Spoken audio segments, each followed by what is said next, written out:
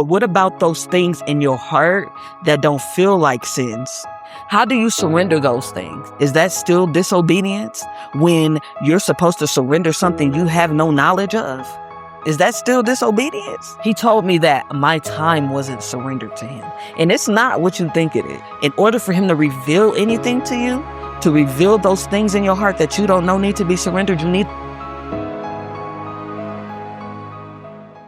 we gonna talk about this. A lot of people say they trust God, but a lot of people are hard-headed to his word. And I'm guilty of doing this. There's some things that the Lord told me to surrender and I chose not to do it. But there's also some things that I didn't know I was supposed to surrender.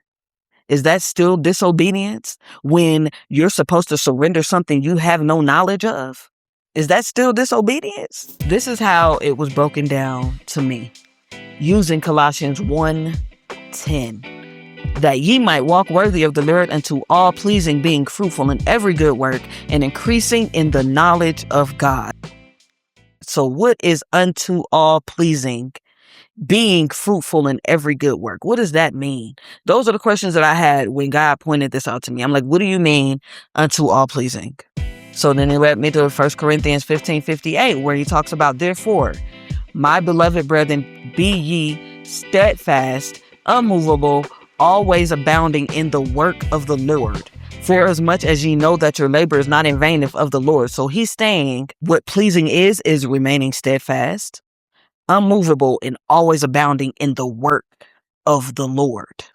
You abound in his work. You abound in him. You remain steadfast. You don't move. That means you're planted in the Lord's work. The Lord's work. Not your work. Not what you want to happen, but in the Lord's work. And then he led me into Philippians 2:13. For it is God which worketh in you both to will and to do of his good pleasure. It is God which worketh in you both to will and to do his good pleasure. So when God is working in you, he's working on your will to be like his. Our will is tainted. We don't know what we want. We think we know what we want, but we don't know what we want. So when God works on us, he transforms us. He transforms our desires. He transforms everything about us to be like him, which is why he's the refiner, which is why we are being made into his image, because he's good. He's right. He knows everything, which is why we're supposed to trust him. We trust him to take over our will and transform it into his will. And not only that, but to do his good pleasure. He's transforming our will into his so that we can do his good pleasure, being steadfast, unmovable, and abounding in his work. So how can you say you trust God when you are not submitted to his will? When you hold on to something he's telling you to let go of. When you say, but I want to keep this thing for another season. I want to keep this thing for a little bit longer because X, Y, and Z. How do you trust him? How are you surrendered to him? How are you obedient to what his word says if you hold on to something he's telling you to give him? How is that obedience? How is that trust? Because if you trust him, if you know who he really is, if you have the respect and the reverence for who he is as God, as the creator, as the father, anything he asks you will give to him because you trust him more than yourself. Now, when it comes to those things you don't know, there's things that we unpack all the time on this walk with God. You know, he ain't going to yank everything out at once because he's gentle. He's patient. He knows our makeup. He knows that we need to be handled with care because we are fragile. We move like the wind if we are not founded in him, if we don't have our roots planted in him. He is very, very patient with us. And he's full of so much grace. He's such a gentleman. You know, he ain't gonna force nothing in or out of you. So this walk will come with layers. It will come with unpacking until the day that you die. You know, so he's not going to take everything at once. You're not going to know a lot of things that you need to surrender to him until he reveals it to you. But how does that happen? How does it happen where God reveals to you what you need to surrender if it's something you don't know? Because a lot of us know the big sins. You surrender fornication, you surrender drugs, you surrender lying, you surrender cheating, you surrender all those things that we know as big sins.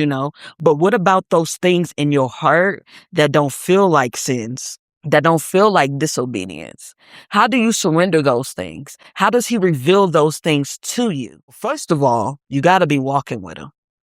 You got to be walking with him. If you ain't walking with the Lord every day, if you are not in alignment with him, if you are not at his feet, if you are not daily seeking him, asking him, and knocking, how can he give you anything? It is our duty to show up. He's always there, always been there. Even when we was in sin, he was there. So it's our duty to be diligent in being with him and abiding in him the way that he says to do so. So in order for him to reveal anything to you, to reveal those things in your heart that you don't know need to be surrendered, you need to be walking with him. You need to be walking with him. You need to trust him. You need to trust him. And I know that trust is not going to just be automatic because we have been brainwashed by the world. There's so much that's happened in our lives that have impacted our ideas of relationship, that have impacted our ability to be able to trust a father, especially when you didn't have one, that has impacted how we show up to relationships because we're a little skeptical, and that's the world. But that's why he say, be transformed by the renewing of your mind. We need to renew our minds. The only way you can do that is when you walk with God. You can only dismantle lies with the truth. And the only way to know the truth is to walk with the truth, to have the truth in your heart, to have the truth in your life. Otherwise, those lies are just going to feel normal. You know what I'm saying? So in order for the Lord to reveal stuff to you, you need to walk with him. And you need to trust him by allowing him in to renew your mind, renew your heart, to have faith in him. And then as you're constantly walking with him, you start to be in his image, because you start to be like people that you're around. A lot of kids grow up like their parents. A lot of friends end up starting to pick up the same lingo. You start to be like the people that you're around the most because you're in close quarters. You just naturally start to pick up habits, mannerisms, and things like that. So if you're constantly walking with God, he's going to become a mirror to you. He's going to be a reflection to you. He's going to be that person that you imitate, because you're around him a lot. And then you will start to notice some things that he's showing you that you don't have in yourself. And that's what we call conviction. The Lord starts to show you things. You're like, wait, God, you kind of had this character trait that I don't have. You kind of showing me in your word and in this walk that you are this way, but I'm not that way. And that's how the Lord starts to show you the things in your heart that are not of him, the things in your heart that you need to surrender to him. Cause he's like, hey, there's this area in your life that you're still holding on to, and we can't really go no further until you give me that. But a lot of that stuff you don't see on the surface. You don't know until you're walking very closely with him. So in order for him to reveal to you the things you need to surrender, you have to trust him enough to stay walking with him for him to reveal to you the things that are in your heart. When we trust him, his will is at the forefront of everything. We trust his will over our own. We trust him so much that whatever he says to do, we're like, okay, God, you got this. It's not like, no. That's disobedience. It's disobedience when you know what you're supposed to surrender and you choose not to. But if you don't know what you're supposed to surrender to him, it takes time.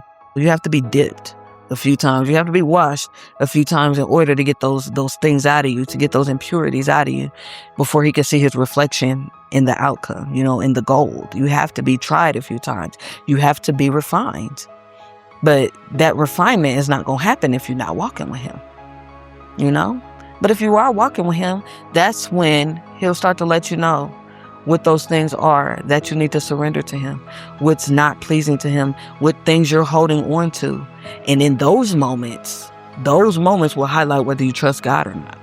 Because when he says, give me that, will you give it to him? Or will you try to argue to keep it?